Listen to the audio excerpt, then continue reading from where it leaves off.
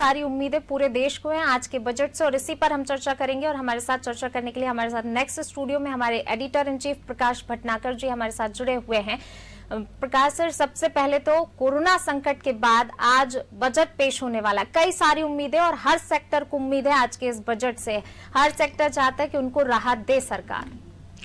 देखिए पूनम, जो पिछला बजट जो जारी हुआ था 20 और 21 के लिए, तो उसके बजट लागू होने के तत्काल बाद ही कोरोना का संक्रमण देश के अंदर चालू हो गया था और पूरी अर्थव्यवस्था उल्टी चली गई थी। सरकार के बजट की थीम थी कि लोगों का जीवन सरल हो, लेकिन कोरोना काल ने उस जीवन को हर तरह से कठिन कर दिया था। बड़े पैमाने पे मजदूरों का पलायन हुआ था, लंबा लॉकडाउन लगा था, कई सारी ऐसी चीजें हुई थी जिससे कि पूरी अर्थव्यवस्था माइनस में चली गई थी। जो उद्देश्य के साथ में वित्त मंत्री ने बजट पेश किया था, हालांकि फिर सरकार ने तरह तरह की राहत देके कोशिश की और लॉकडाउन के बाद अर्थव्यवस्था धीरे धीरे पटरी पर आना शुरू हुई है। तो मुझे लगता है कि अब इस बार का जो बजट आ रहा है, परिस्थितियां धीरे धीरे सामान्य हो रही, कोरोना का संकट दूर नहीं हुआ है, वैक्सीनेशन की भी स्थिति बन गई है, वैक्सीनेशन भी भारत में चालू हो गया है। तो मुझे लगता है कि अर्थव्यवस्था को पटरी पर लाने के लिए सरकार प्रयास करेगी इस नए बजट में, जो बजट 21-22 के लिए होगा। ऐसी उम्मीद भी जताई जा रही है कि देश के अंदर जीडीपी ग्रोथ बढ़ेगी और वो 11%, 8 से लेकर 11% तक के बीच जा सकती, जो कि इस बार माइनस हो गई थी। तो कहा यह जा रहा है कि भारतीय अर्थव्यवस्था वी शेप में आएगी, पहले नीचे गिरी है एकदम और अब फिर वापस ऊपर जाएगी। तो इस तरह की उम्मीद की जा रही है। बाकी बहुत सारे लोगों को बजट में कई तरह की उम्मीदें हैं। सबसे ज्यादा इनकम टैक्स में छूट जो है, मतलब पिछली बार भी वो उम्मीद थी लेकिन बड़ा नहीं था। खास करके वेतनभोगी लोगों को जो है बजट के अंदर उम्मीद करते हैं कि सरकार कुछ छूट दे। जीएसटी के अंदर भी काफी सारे विवाद हैं और जीएसटी के विवादों को भी सरकार दूर करने का प्रयास करे। अगर आम लोगों का जीवन आसान करना, हमने देखा था कि पेट्रोल और डीजल के ऊपर जब तेल के दाम गिरे थे तो केंद्र सरकार ने एक्स्ट्रा टैक्सेस लगा दिए थे। अब वो उसके बाद उन टैक्स को सामान्य परिस्थितियों में अभी तक कम नहीं किया गया। वो भारत के अंदर इस समय पेट्रोल और डीजल के दाम अपने सर्वाधिक दौर पे है, गैस, पेट्रोल, डीजल। तो सरकार इस दिशा में क्या राहत देती है, ये आम आदमी के लिए एक बहुत बड़ा उत्सुकता का विषय होगा। आज देश का आम बजट पेश होना है और ये सीधी तस्वीर हम आपको दिखा रहे हैं संसद भवन से, जहां पर जो है वित्त मंत्री पहुंची है, प्रधानमंत्री नरेंद्र मोदी भी पहुंच चुके हैं। तो आज आम जनता का बजट पेश होना है और इसको लेकर वित्त मंत्री जो है निर्मला सीतारमण वो पहुंच चुकी है संसद भवन में। 11 बजे टैब से जो है बजट पेश करेंगे और अभी फिलहाल ये तस्वीरें संसद भवन की, निर्मला सीतारमण पहुंच चुकी हैं। आज उनके पिटारे में क्या कुछ होने वाला है, इसको लेकर भी जो है सभी की नजरें टिकी हुई हैं। क्या कुछ होगा, हर सेक्टर की नजर है आज इस बजट पर। कोरोना काल के बाद हर सेक्टर उम्मीद लगाए बैठा है, क्योंकि महंगाई भी हम देख रहे हैं जिस तेजी से बढ़ी है।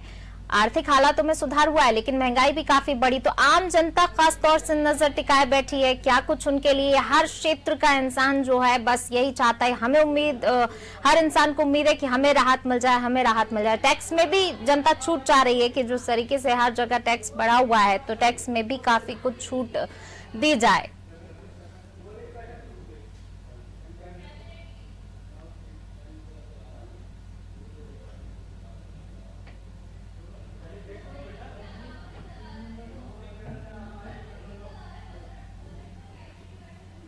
और प्रकाश सर, एक बार फिर मैं आपके पास आना चाहूंगी। एक अच्छी खबर तो यही कि शेयर मार्केट तेजी के साथ खुला है। सेंसेक्स में 300 अंकों की जो है तेजी दर्ज की गई है। तो कारोबारियों को भी काफी उम्मीदें हैं और कारोबारी भी इस खबर को सुनकर तो काफी खुश हुए होंगे, लेकिन उनकी नजरें भी टिकी हुई हैं इस बजट पर। देखिए पूनम, मुझे लगता है कि कारोबारियों को इस बार उम्मीद है कि सरकार कुछ अच्छा करेगी। खास करके जो प्राइवेट सेक्टर है उसमें निवेश बढ़ेगा, ये सरकार का प्रयास होगा। सरकार ने आत्मनिर्भर भारत का लक्ष्य तय किया है और उस हिसाब से सरकार अपने बजट को देगी। तो मुझे लगता है कि शेयर बाजार जिस तरह से बढ़ा है तो बाजार को सकारात्मक उम्मीद है। अब वो उम्मीद पूरी होती है या नहीं होती है ये अभी हम देखेंगे। इसके अलावा शिक्षा, स्वास्थ्य और ग्रामीण इंफ्रास्ट्रक्चर पे भी सरकार का फोकस विशेष तौर पे है। और सबसे बड़ी समस्या सरकार की जो इस समय है वो किसान आंदोलन है कि किसानों के लिए जो नए कानून सरकार ने बनाया है उसमें कुछ जगह के किसान काफी उत्तेजित हैं और उन किसानों को संतुष्ट करने के लिए सरकार क्या कदम उठाती है। कहा जा रहा है कि जो किसान सम्मान निधि है जो अभी 6,000 रुपए दी जा रही है उसे बढ़ा दिया जाएगा, उससे किसान संतुष्ट होता है या नहीं होता है। एमएसपी के ऊपर सरकार का क्या रवैया होता है, सरकार किस तरह से कृषि को बढ़ावा देती है और खेती को लाभ का धंधा बनाने की कोशिश करती है, ये भी निर्मला सीतारमण के आज के इस बजट के अंदर सामने आएगा। जी, वहीं अगर सर टैक्स की बात की जाए, टैक्स को लेकर काफी कुछ उम्मीदें हैं कि टैक्स में छूट मिल जाए। क्या टैक्स में छूट मिल सकती है? क्योंकि अगर पिछले दिनों की बात की जाए, जिस तरीके से हर चीज में ही दाम बढ़े हैं, बिजली की बात की जाए, पेट्रोल डीजल की बात की जाए, गैस, रसोई गैस की बात की जाए, सभी जगह तो इससे भी काफी कुछ महंगाई जिस तरीके से बढ़ी, तो टैक्स में भी छूट की उम्मीद जनता कर रही है कि टैक्स में निश्चित तौर पर टैक्स में छूट की जनता उम्मीद कर रही है और काफी लंबे समय से सरकार से ये उम्मीद है कि सरकार उस स्लैब को बढ़ाए। तो खास करके नौकरी पेशा लोगों के लिए इस बार ऐसी संभावना है कि सरकार उसे बढ़ा सकती है। दूसरा, हाउसिंग लोन के अंदर 31 मार्च तक ब्याज के अंदर सरकार ने कुछ पैसा हर जो पहला मकान बना रहा है भारतीय नागरिक उसके लिए किया था। तो मुझे लगता है कि वो भी उसको भी बढ़ाया जा सकता है क्योंकि अभी भी लोगों को राहत की उम्मीद है। तो जो अपना पहला मकान का निर्माण करता है 31 तारीख तक उसको बजट में 2.5 लाख पौने 3 लाख रुपए की जो छूट मिलती थी उसको सरकार 1 साल के लिए और बढ़ा सकती है। तो कहीं ना कहीं राहत देने की कोशिश तो निश्चित तौर पर सरकार को करना पड़ेगी क्योंकि अगर सरकार की आर्थिक स्थिति खराब हुई है तो स्वाभाविक है कि देश के लोगों की, दूसरी बात सरकार का ध्यान उत्पादन बढ़ाने पे होगा। जब हम आत्मनिर्भर भारत की बात कर रहे हैं, जिस तरह से वैक्सीनेशन के मामले में इस समय भारत ने बढ़त हासिल की है और वैक्सीनेशन के कारण दो तरह की चीजें होंगी। एक तो जो लोगों की आवाजाही रुकी हुई थी वो बढ़ सकती वैक्सीनेशन के बाद, तो उससे टूरिज्म सेक्टर से लेके कई सारे सेक्टर्स में वापस से उठाव आएगा। इसके अलावा वैक्सीनेशन को भारत सरकार दूसरे देशों को भी दे रही, गरीब देशों को यदि मुफ्त दे रही है तो भारत की वैक्सीन की मांग खरीदी के लिए भी है। तो मुझे लगता है कि वो भी उसमें भी भारत का एक सरप्लस वो है। कुल मिलाकर सरकार का जो फोकस है आत्मनिर्भर भारत के लिए, तो सरकार को उत्पादकता बढ़ाने के लिए क्या क्या प्रयास करने चाहिए वो जब अभी 11 बजे जब निर्मला सीतारमण बजट पेश करेंगी तब हमें समझ में आएगा कि पूनम सरकार क्या करने जा रही है। जी सर, वहीं महिलाओं की उम्मीद काफी है क्योंकि वित्त मंत्री निर्मला सीतारमण खुद एक महिला हैं और इसको देखते हुए तो महिलाओं की उम्मीद इस बार कुछ ज्यादा ही बढ़ गई है कि हाँ ठीक है, हालांकि तीसरी बार वो बजट पेश कर रहे हैं लेकिन फिर भी महिलाएं हर बार उम्मीद लगाती कि वो एक महिला है, तो हो सकता है एक महिला होने के नाते जो क्योंकि घर का बजट महिलाओं के हाथ में होता है तो महिलाओं को भी काफी उम्मीद है। देखिए, निश्चित तौर पर घर का बजट महिलाओं के हाथ में होता है और इस समय सबसे ज्यादा घर का बजट बिगड़ा हुआ है, चाहे वो रसोई गैस के दाम हो, चाहे वो बाजार में जिंसों के दाम हो, घर में जो दाल रोटी की जो व्यवस्था होती है, तो सब चीजों के दाम बढ़े हुए हैं। और मुझे लगता है कि निश्चित तौर पे लोग राहत की उम्मीद कर रहे होंगे, तो सब चीजों के अंदर आपको पेट्रोल डीजल के दाम कंट्रोल करने पड़ेंगे। वो उसके कारण अगर डीजल के दाम बढ़ेंगे तो ट्रांसपोर्टेशन बढ़ेगा, ट्रांसपोर्टेशन बढ़ेगा तो घरेलू चीजों के ऊपर भी उसका भार पड़ेगा। तो मुझे लगता है कि निश्चित तौर पर सरकार को ये करना चाहिए गृहिणियों को राहत देने के लिए। लेकिन निर्मला सीतारमण क्या सोचती है ये अभी हमें थोड़ी देर बाद पता चलेगा। वो किस तरह से राहत देती है, निश्चित तौर पे उन्हें वो मतलब गृहिणियों के हाथ में घर का बजट रहता है और एक महिला के हाथ में हमारे देश का बजट है। तो अब हमें देखना है कि वो महिलाओं के प्रति क्या रवैया अपनाती है। जी, वहीं अगर शिक्षा क्षेत्र की बात की जाए तो कोरोना काल जो चल रहा था उससे शिक्षा के क्षेत्र में भी हालात काफी बिगड़े हुए हैं। बच्चों की बात की जाए, उनके अभिभाषकों की बात की जाए तो उनका भी काफी जो है इस बार हमने देखा ही है किस तरीके के हालात बने हैं। शिक्षा क्षेत्र में भी बहुत सारी उम्मीदें होंगी, तो क्या उम्मीद जो है वो लोगों की खरी उतर पाएगी, उस पर बजट खरा उतरेगा? देखिए, वैसे भी शिक्षा और स्वास्थ्य ये दो महत्वपूर्ण सेक्टर हैं जिसपे हमारे यहाँ पे सबसे कम खर्च किया जाता है। तो निश्चित तौर पर शिक्षा और स्वास्थ्य का बजट बढ़ाना बहुत जरूरी है। पिछली बार सरकार ने आयुष्मान भारत योजना लागू की थी, उसका काफी देश के अंदर जो गरीब तबका है उसको लाभ मिला है, लेकिन हेल्थ इंश्योरेंस से लेके कई सारे जो मध्यम वर्गीय और उच्च वर्गीय तबका जो इस्तेमाल करता है उसको भी उसमें राहत मिले। तो किस तरह की राहत निर्मला सीतारमण देती है, ये अभी हाल हमें थोड़ा सा समय और इंतजार करना पड़ेगा, लेकिन बजट बढ़ना चाहिए शिक्षा के क्षेत्र के विकास के लिए, स्वास्थ्य के विकास के लिए और इंफ्रास्ट्रक्चर के लिए।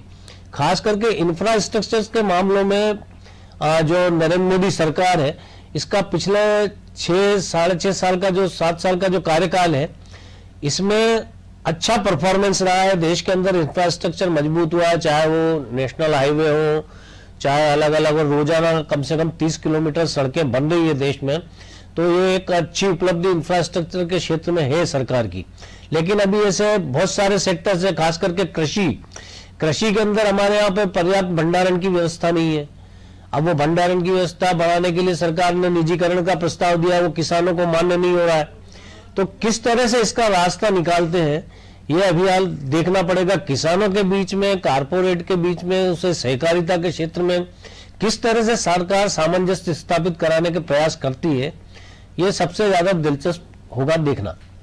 बिल्कुल। वहीं अगर बात की जाए कि पहले रेलवे और आम बजट अलग अलग आता था, लेकिन फिर मोदी सरकार ने इसे मर्ज कर दिया, तो रेलवे का भी किस तरीके का बजट हो सकता है इस क्षेत्र में भी, क्योंकि काफी देखा जाए तो वो भी उम्मीद है लोगों को। कई सारी हर तरीके से जो है बजट पर आज सबकी निगाहें टिकी हुई हैं, सभी बहुत बेसब्री से इंतजार कर रहे हैं। देखिए, रेलवे अपने आप में हिंदुस्तान की एक बहुत बड़ी इंडस्ट्री है, और कोरोना काल में अगर सबसे ज्यादा नुकसान हुआ है तो वो रेलवे का हुआ है कि पूरे देश में यातायात बंद हुआ, और अभी भी लगभग देश में 12,000 ट्रेनें चलती थी। तो मुझे लगता है कि उसका बहुत कम हिस्सा, उसका 10% हिस्सा अभी हाल देश के अंदर चालू हुआ है। विशेष स्पेशल ट्रेनें चल रही है, किराया भाड़ा उसका बढ़ा हुआ है, और यात्रा जो सामान्य तरीके से होती थी वो यात्रा अभी हाल वापस शुरू नहीं हुई है, और उससे रेलवे को कई तरह का घाटा हुआ। इसके अलावा सरकार ने कई महत्वपूर्ण रेलवे में प्रयोग किए हैं। तेजस जैसी ट्रेनें चलाई है, बहुत ही अत्याधुनिक और बहुत ही सुविधा संपन्न, लोगों के लिए कह सकते हैं कि वो सुविधा संपन्न ट्रेनें, कई तरह के फास्ट ट्रेन चलाई है। तो सरकार उसमें भी प्रयास कर रही है, प्राइवेट सेक्टर का भी उसमें सहयोग ले रही है। तो रेलवे का भी विकास हो रहा है, लेकिन वो विकास कहीं ना कहीं अवरुद्ध हुआ है। तो रेलवे को किस तरह से वापस पटरी पे लाया जाए, ये निर्मला सीतारमण के लिए एक बड़ी चुनौती की तरह होगा। तो जब अभी हाल वो पहले रेलवे का ही बजट पेश करेंगी और उसके बाद आम बजट पेश होगा, तो चूंकि अब वो पहले अलग अलग हिस्सों में होता था, लेकिन अब नरेंद्र मोदी सरकार के समय से रेलवे और आम बजट को एक ही कर दिया गया है। तो पहले रेलवे के बारे में बताएंगी वो, और फिर उसके बाद देश के आम बजट के बारे में बात करेंगे। जी प्रकाश सर, वहीं अगर बात की जाए कोरोना काल का, हमने टाइम देखा जब प्रवासी मजदूर जो है वो अपने अपने घरों को पलायन किए, जो कई जगह जो है मजदूरी करते थे, लेकिन उनके भी काम छिन गए। तो कहीं ना कहीं इन सबको साधने की कोशिश यहाँ पर इस बजट में की जाएगी, सबका ख्याल रखते हुए। किसान आंदोलन की भी अगर बात की जाए, किसान आंदोलन का कितना फर्क देखा जा सकता है, क्योंकि अभी बजट पेश होना है और इससे पहले एक तरफ दिल्ली में जो है किसान आंदोलन चल रहा है, पिछले 2 महीने से बात की जाए तो लगातार जारी है, और कितनी स्थितियां बिगड़ी वो भी हमने देखी। देखिए पूनम, किसान आंदोलन चल रहा है, देश में मजदूरों का पलायन हुआ है, परिस्थितियां सामान्य होने के बाद मजदूर वापस काम पर लौटे हैं। ये सब तरह की चीजें एक साथ चल रही है कि एक तरफ मजदूरों को नुकसान उठाना पड़ा, इंडस्ट्रीज को नुकसान उठाना पड़ा, फिर जब परिस्थितियां सामान्य हुई तो मजदूर वापस लौटे भी। आखिर काम की तलाश में, आपको घर के आसपास काम मिल नहीं रहा है तो दूर जाना ही है, तो वापस से वो परिस्थितियां बनी। वापस से मजदूरों को लेने के लिए इंडस्ट्रीज ने जो है व्यवस्था है कि मजदूरों को वापस बुलाया, और धीरे धीरे अर्थव्यवस्था को वापस पटरी पर लाने की कोशिश शुरू हुई है। दूसरी बात, जो कृषि क्षेत्र में जो उत्तेजना है नए कानूनों को लेके, उसमें सरकार बार बार कह रही है कि ये किसानों के फायदे के लिए है। कि देश के कई सारे किसान भी ये मानते हैं कि ये फायदे के लिए है, लेकिन खास करके पंजाब और हरियाणा और पश्चिमी उत्तर प्रदेश, जहाँ का किसान अपेक्षाकृत समृद्ध है, और एमएसपी पे उसकी जो खरीदी होती गेहूं की, वो उसके लिए बहुत बड़ा कमाई का जरिया है। तो मुझे लगता है कि वो उस जरिए को छोड़ना नहीं चाहता है। लेकिन कई सारे विकसित देशों में एमएसपी की कोई व्यवस्था नहीं होती है, मंडी की कोई व्यवस्था नहीं होती है, और वहां पर भी किसान अच्छा पैसा कमाते हैं। तो मुझे लगता है कि अपने यहाँ का किसान, जो समृद्ध किसान है, वो इस तरह की रिस्क लेने को तैयार नहीं है। वो चाहता है कि वो जो उत्पादन करे, खास करके सरकार जिन चीजों पे, जिनसों पे समर्थन मूल्य देती है, तो अब वो गेहूं हमारे यहाँ पे पर्याप्त मात्रा में हो रहा है, धान हमारे यहाँ पे पर्याप्त मात्रा में हो रहा है।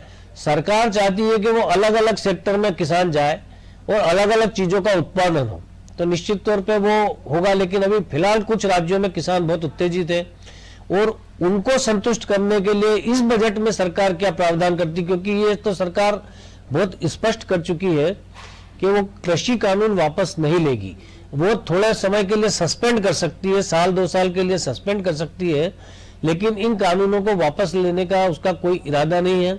दूसरी बात, गतिरोध तोड़ने के लिए अगर वो साल 2 साल के लिए टालती है, तो मुझे लगता है कि किसानों को इस मामले में आगे बढ़ के पहल करना चाहिए। क्योंकि सरकार ये भी कह रही है कि हम एक किसानों की जो आंदोलन कर रहे हैं किसान, उनको भी साथ में लेके कमेटी बना लेंगे। सुप्रीम कोर्ट ने एक कमेटी अलग बनाई है, लेकिन सरकार एक अलग स्तर पे कमेटी बना रही है जिसमें वो किसानों से जो आंदोलन कर रहे हैं उनको भी साथ में जोड़ेगी। तो मुझे लगता है कोई समाधान कारक रास्ता निकल सकता है जो किसानों के हित में हो। लेकिन आंदोलन की जिद पे अड़े रहना या ये कहना कि ये कानून सरकार रद्द कर दे, तो मुझे लगता है वो जिद है। लेकिन कल जिस तरह से राकेश टिकैत ने कहा है कि हम प्रधानमंत्री का भी सम्मान कायम रहेगा और किसान की पगड़ी का सम्मान भी कायम रहेगा, तो मुझे लगता है कि समाधान का रास्ता फिर से खुलेगा, बातचीत फिर से शुरू होगी। जी प्रकाश जी, आप हमारे साथ बने रहिए। हमारे साथ महिपाल यादव जी, इकोनॉमी के प्रोफेसर, हमारे साथ जुड़ गए हैं। महिपाल जी, बहुत स्वागत है आपका। Thank you ma'am. जी महिपाल जी, जिस तरीके से आर्थिक हालात कोरोना के बाद काफी बिगड़े, लेकिन उसमें जो है सुधार भी हमने देखा कि काफी तेजी से सुधार हुआ। आज बजट पेश होने जा रहा है, आम जनता को बहुत उम्मीद है इस बजट से। देखिए, सबसे पहला जो मेरा मानना है कि इस बजट में हेल्थ सेक्टर पर ज्यादा फोकस दिया जाएगा। हेल्थ सेक्टर के माध्यम से ही इकोनॉमी को ग्रो करने का प्रयास किया जाएगा। कल जो चीफ इकोनॉमिक एडवाइजर जी थे, उनका भी इंटरव्यू आया था, उनका भी मानना था कि हेल्थ सेक्टर पर फोकस करेगी सरकार। तो आने वाले समय में हेल्थ सेक्टर के माध्यम से इकोनॉमी को रिवाइव करने का प्रयास किया जाएगा। जी तो सर, आपका कोई सवाल? सर, कृषि क्षेत्र में आप क्या देखते हैं? सबसे बड़ा जो आपने हेल्थ सेक्टर का कहा वो एक इशू है, लेकिन इस समय किसान बहुत उत्तेजित है। सरकार क्या कर सकती है जिससे कि किसानों की उत्तेजना खत्म हो और वो राजी हो उन कानूनों को मानने के लिए? कृषि क्षेत्र में तो बिल आ चुका है और बिल के माध्यम से सरकार किसानों की खुशहाली चाहती है, लेकिन बिल को लेकर थोड़ा सा विरोधाभास है। तो आने वाले बजट में मुझे लगता है कि कृषि क्षेत्र के लिए भी सरकार कुछ और नए रास्ते सुझाएगी, ताकि कृषकों की जो समस्याएं हैं, मांग की समस्या, उनके जो प्रोडक्शन नहीं बिकता है, उन पर कुछ ना कुछ जरूर लेकर आएगी, ऐसा मेरा मानना है। सर, क्या आपको लगता है कि नए कृषि कानून आने के बाद जो है खेती जो है एक लाभ के धंधे में तब्दील हो सकती है? फिलहाल हमारे यहाँ पे कृषि जिनसों की लागत मूल्य भी नहीं निकल पाता है, ये एक किसान की आम समस्या है। लेकिन नए बिल आने के बाद अगर आपने स्टडी की होगी तो क्या आपको लगता है कि उससे सुधार की गुंजाइश है? हाँ, देखिए, नए बिलों के आने से सुधार की काफी गुंजाइश है। जब तक कि उनको लागू करने के बाद उन पर कोई स्टडी नहीं की जाएगी तब तक तो कहना संभव नहीं है। लेकिन जिस तरह से बिल आए हैं और जिस तरह से मार्केट के लिए इस क्षेत्र को खोला जा रहा है, उससे लगता है कि लाभ तो होना चाहिए, क्योंकि बहुत सारा जो हमारा छोटे जो सीमांत किसान है या जो मीडियम दर्जे के किसान है, मंझले दर्जे के किसान है, वो लोग जो है ना अपना मंडी तक जाकर सामान नहीं बेच पाते, तो उनको हो सकता है एक अपॉर्चुनिटी इससे मिलेगी, इससे अवसर पैदा होगा। और दूसरा मेरा ये मानना है कि हम सिर्फ धान पर और गेहूं पर ही देख रहे हैं। अगर हम राज्यों के हिसाब से और जिलों के हिसाब से अगर कृषि नीतियों को बनाएंगे और हर राज्य की और हर जिला की अपनी अपनी अलग क्षेत्र में फसलों की या किसी अन्य उत्पाद की आवश्यकता है, जैसे जम्मू एंड कश्मीर में जाएंगे तो वहाँ अखरोट है, बादाम है, उनके लिए मार्केट उपलब्ध है। केरल में जाओगे तो अलग फसल का प्रारूप दिखाई देता है, मध्य प्रदेश में जाओगे तो अलग फसल का प्रारूप दिखाई देता है, पंजाब हरियाणा में जाकर देखो तो अलग किस्म का प्रारूप दिखाई देता है। तो जो गेहूं और धान को छोड़कर जो अन्य किस्म के प्रतिरूप है या क्रॉपिंग पैटर्न है, उनको निसंदेह मार्केट के आने से लाभ मिलेगा, स्टोरेज की कैपेसिटी बढ़ेगी, ये फायदेमंद होगा इन चीजों के लिए। लेकिन किसानों में सर कारपोरेट का यादव साहब जो डर बैठा हुआ है कि कारपोरेट उनके ऊपर हावी हो जाएगा, तो क्या आपको ऐसा लगता है? कारपोरेट हावी हो जाएगा, क्योंकि जो कारपोरेट सेक्टर है वो निसंदेह किसानों के मन में भय इसलिए कि वो भाई ज्यादा पढ़ा लिखा है, ज्यादा रिसोर्सेज उनके पास है, किसान उसमें संगठित नहीं है, यही डर भय और व्यापक है। सरकार ने भी कहा है कि उनकी जो भी डर है कॉर्पोरेट हाउसेज को लेकर उनको दूर करने का प्रयास किया जाएगा। साथ ही उन्होंने ये भी कहा कि उसके लिए जो कानून है, अगर उनमें लगता है कि कहीं किसी कानून में कमी है तो उनके लिए सुधार की गुंजाइश सरकार ने रखी है। तो मुझे नहीं लगता है कि लोकतंत्र के अंदर कोई इस तरह का कॉर्पोरेट हाउस इस तरह से पूंजीवादी व्यवस्थाओं को बढ़ावा दे पाएगा। जी धन्यवाद यादव सर। प्रकाश सर, मैं आपके पास लौटूंगी। जिस तरीके से जो है पीएम सम्मान निधि की रकम बढ़ाने की बात कही जा रही, 6,000 करोड़ से लेकर 9,000 करोड़ करने की, तो काफी इजाफा किया जा रहा है। यानी कि किसान जो नाराज है उनको साधने की, उनकी नाराजगी दूर करने की भी कोशिश इस बजट में की जा रही है। देखिए, सरकार किसानों को मनाने के लिए प्रयास कर रही है, लेकिन किसान सम्मान निधि पे अगर आप 3,000 रुपए एक्स्ट्रा बढ़ा देंगे तो उसकी भी कहीं ना कहीं से सरकार को पूर्ति करनी होगी और उसका भी कहीं ना कहीं से रास्ता तलाशना होगा। तो मुझे लगता है कि जो लंबे समय से, इसके अलावा हम रक्षा क्षेत्र में देखें तो रक्षा क्षेत्र में भी काफी सारा सरकार का बजट खर्च हो रहा है। नई नई चीजें जो है सरकार ने अभी राफेल खरीदे हैं, उसकी आपूर्ति होना बाकी है। आज तेजस विमान खरीदे हैं, अभी हाल और नए विमान खरीदने की एयरफोर्स के लिए चर्चा है। तो मुझे लगता है कि निश्चित तौर पे अगर ये सब चीजें करना है तो देश के लिए जो धन की आवश्यकता, टैक्स की आवश्यकता है, वो कहां से सरकार पूर्ति करेगी, क्योंकि उसका बोझ तो आम आदमी के ऊपर ही पड़ेगा। आम आदमी के टैक्स से ही सारी सरकार संचालित होती है। जी प्रकाश सर, कहा भी यही जा रहा है, जवान, किसान और आम इंसान तीनों की निगाहें इस बजट पर हैं। हालांकि वित्त मंत्री ने इशारा किया है कि इस बार का बजट खास होगा, लेकिन वही है कि उसके लिए इंतजार करना है और सभी की निगाहें इसी। जवानों की भी बात अगर की जाए तो उनके लिए भी क्या कुछ इस बजट में हो सकता है, क्योंकि जिस तरीके से इशारा उन्होंने किया था सभी के लिए। तो देखिए, मुझे लगता है कि निश्चित तौर पर सरकार एक कोशिश कर सकती है, क्योंकि हमारा जो देश का जवान है वो किसानी से भी जुड़ा हुआ है, उनके परिवार किसानी से भी जुड़े हुए हैं। तो एक वो चीज है। दूसरी बात, अब निकट भविष्य में 5 राज्यों के विधानसभा चुनाव भी सरकार के सामने हैं। उनमें पश्चिम बंगाल, केरल, तमिलनाडु, असम। तो वो उन चीजों को भी ध्यान में रख के सरकार इस बजट के अंदर वो करेगी, क्योंकि अगले साल 22 में ही ये चुनाव होना है। तो निश्चित तौर पे सरकार किस तरह से उन चीजों को, लोगों को संतुष्ट करने का, बंगाल के लिए क्या स्पेशल कुछ करती है, क्योंकि वहां पे ममता बनर्जी की सरकार है और काफी सारा प्रयास बीजेपी वहां पर चुनाव जीतने के लिए कर रही है। रोज हम वहां देख रहे हैं कि तृणमूल कांग्रेस हो, चाहे कम्युनिस्ट पार्टियां हो, चाहे कांग्रेस हो, उनके लोग भारतीय जनता पार्टी में शामिल हो रहे हैं। पिछले लोकसभा चुनाव में भी बीजेपी ने जिस राज्य में वो 2 सीटें जीतती थी, वहां 18 सीटें जीती। तो उसका फोकस इस बजट के अंदर वो भी बताएगा कि विधानसभा चुनाव को कितना ध्यान में रखते हुए सरकार अपने इस बजट को डाइल्यूट करती है। जी प्रकाश सर, जिस तरीके से जो है हर क्षेत्र में हम देखा जाए, प्रतिपूर्ति की अगर बात की जाए कि अगर बजट काफी अच्छा दे रही है, किसान सम्मान निधि की भी अगर इतना पैसा बढ़ाती है, रकम बढ़ाती है, तो वही प्रतिपूर्ति के कौन कौन से रास्ते सरकार के पास होंगे, कैसे सबसे जो है वो एक तो सबसे बड़ा जीएसटी है। अब जीएसटी के अंदर सुधार करके जीएसटी के कलेक्शन को कैसे बढ़ाए सरकार, ये भी उसके सामने एक चुनौती है। 1 लाख करोड़ तक जीएसटी का रेवेन्यू जो है पहुंचा है, उसके बाद उसे और बढ़ाना है। और दूसरी बात यह कि जीएसटी प्रॉपर तरीके से आए तो उसके प्रावधानों को सरल करना है। तो जीएसटी के दायरे में कई सारी चीजों को अभी हाल लाना बाकी है। खास करके लोग पेट्रोल और डीजल को लेके भी ये चीज बोलते हैं, लेकिन पेट्रोल और डीजल की खपत बढ़ाने के पक्ष में सरकार नहीं होती है, इसलिए उस पर टैक्सेशन ज्यादा होता है।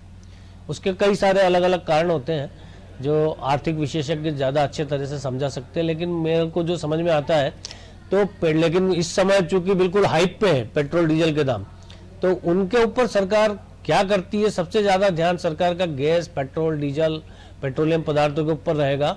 और इसके अलावा आपको सबसे ज्यादा टैक्स कलेक्शन आज की तारीख में वही हो रहा है आपका। तो मुझे लगता है कि सरकार के लिए एक बहुत बड़ा वो सेक्टर है, अब उसमें किस तरह कमी करती है, किस तरह समायोजन करती है, ये अभी कुछ देर बाद हमें समझ में आएगा।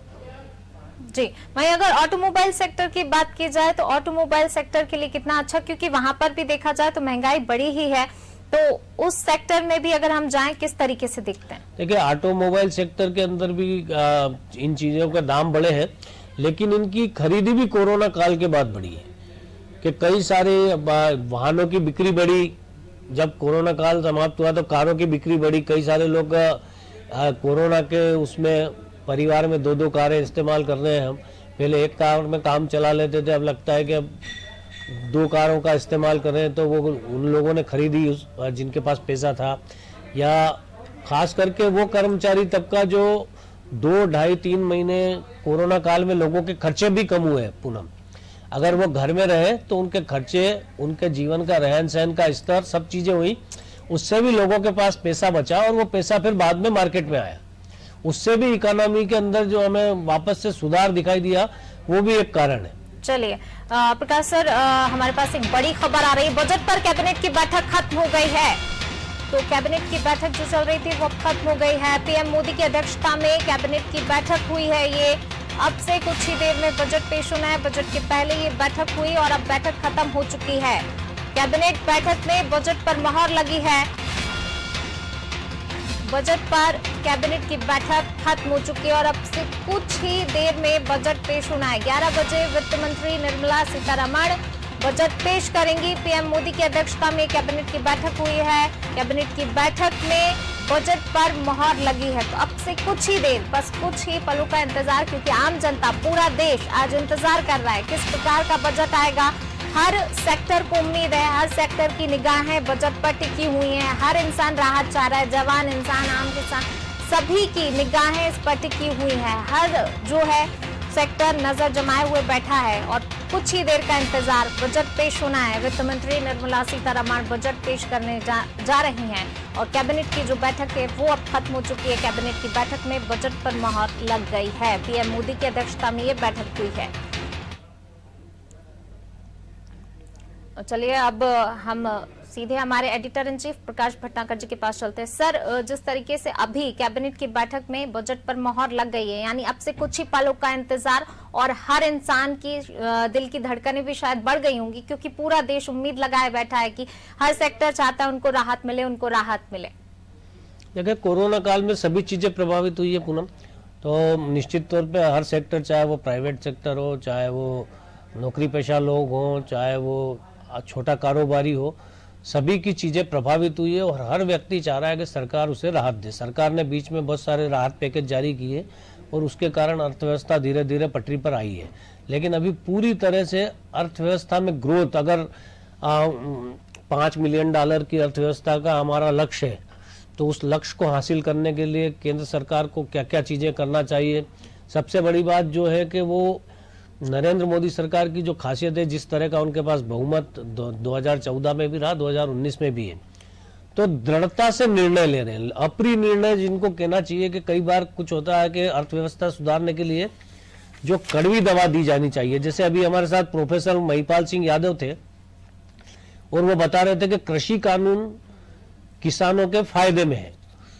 अब वो अर्थशास्त्री हैं और वो जिस तरह से उस चीज को समझा रहे थे, मुझे लगता है कि किसानों में जो भय है कि किसान उतना, हमारा जो ग्रामीण क्षेत्र का जो तबका है, हम कह सकते हैं कि बहुत ज्यादा शिक्षा का प्रसार नहीं हुआ। मैं इसीलिए कह रहा हूँ कि सबसे ज्यादा जरूरत शिक्षा और स्वास्थ्य, इन 2 सेक्टर्स में होना चाहिए। फिर तीसरा ग्रामीण इंफ्रास्ट्रक्चर, क्योंकि हमारा ग्रामीण इंफ्रास्ट्रक्चर भी देश की अर्थव्यवस्था में सबसे मजबूत योगदान देता है। हम ये पढ़ते आ रहे हैं कि भारत एक कृषि प्रधान देश है और भारतीय अर्थव्यवस्था खास करके कृषि पर आधारित है। अब आप प्राइवेट सेक्टर, कारपोरेट, ये सब चीजें हिंदुस्तान में बहुत बढ़ गई है, लेकिन उसके बावजूद खेती का दखल भारतीय अर्थव्यवस्था में हमेशा कायम रहेगा। तो निश्चित तौर पे वहां पे आपको ध्यान देने की जरूरत है। और अब ये सरकार किस तरह से किसानों को समझाती है, किस तरह से उन्हें राजी करती है कि ये कानून उनके लिए फायदेमंद है, ये भी सरकार के लिए एक बड़ी चुनौती है। बिल्कुल किसानों को समझना भी होगा, क्योंकि अगर ऐसा चलता रहा, किसान भी नहीं मानते, कॉर्पोरेट सेक्टर को अगर अपने लिए जो है बुरा मानते रहे, तो ऐसे में स्थितियां और ज्यादा विपरीत होंगी। यहाँ पर किसानों को भी समझने की जरूरत है और सरकार फिर किसानों के साथ ही दिखाई दे रही है। अगर पीएम सम्मान निधि भी बढ़ाई जाती है तो किसानों को साथ देने की यहाँ पर और किसानों को मनाने की हर तरफ से सरकार कोशिश कर रही है। किसानों को भी समझना होगा आगे आकर कि हम अगर समझे इस कानून को तो उन्हीं के हित में है ये कानून। हाँ, निश्चित तौर पे जिस तरह से अभी महिपाल सिंह जी ने बताया था कि हर एक राज्य की एक अलग विशेषता है कि अगर हम कश्मीर में या हिमाचल प्रदेश में जाएंगे तो अखरोट, बादाम, सेब फल वहाँ का वो है। कहीं पे गेहूं का उत्पादन, एक समय में पंजाब सबसे सर्वाधिक, हरियाणा गेहूं का उत्पादन करते थे। पिछली बार हमने कोरोना काल में देखा कि सबसे ज्यादा पूरे देश में रिकॉर्ड खरीदी मध्य प्रदेश में हुई। मध्य प्रदेश की सरकार ने सिंचाई के साधन बढ़ाए। कभी 15 साल पहले 7 लाख हेक्टेयर में सिंचाई होती थी, वो आज 40 लाख से ज़्यादा हेक्टेयर क्षेत्र में होती है। अब उनकी इच्छा है कि 65 लाख तक वो पहुंच जाए, 65 लाख हेक्टेयर तक सिंचाई के साधन उपलब्ध हो जाए। तो अगर ऐसा होगा, सरकार उसे करने में सक्षम होगी तो उत्पादन बढ़ेगा। लेकिन केवल एक जिन्स का आप गेहूं का या धान का उत्पादन बढ़ा लेंगे तो देश में आवश्यकता दूसरी चीज़ों की भी है। दूसरी बात, जो व्यावसायिक क्रॉप्स है जिनको आप बाहर निर्यात कर सकते हैं, उनकी भी आपको दरकार है। तो किसानों को उत्पादन अच्छा हो, दाम अच्छा मिले, इसलिए फसलों का उत्पादन संतुलित तरीके से होना जरूरी है। क्योंकि किसी भी एक फसल का बम्पर उत्पादन हो गया तो स्वाभाविक है कि आपके दाम गिर जाएंगे और किसान को नुकसान होगा। तो स्थिति ऐसी होनी चाहिए कि किसान को कम से कम उसकी लागत से 20% ज्यादा मिल जाए। इसके लिए फसलों का जो भी चक्र है, फसलों का जो तरीका है, वो पूरे देश में बदलना पड़ेगा। सरकार ने जो कृषि कानून बना दिया ये तो एक बात है, इसके अलावा किसान को जागरूक भी करना पड़ेगा। कॉन्ट्रैक्ट फार्मिंग के क्या फायदे हैं, उसका क्या उसकी बचत होगी। कॉन्ट्रैक्ट फार्मिंग सालों से हो रही है। हमारे यहाँ पे बुरहानपुर में केले का बहुत उत्पादन होता है और वो कॉन्ट्रैक्ट फार्मिंग पे ही किसान केले का उत्पादन करते हैं और उनको अच्छा खासा लाभ भी होता है। जी।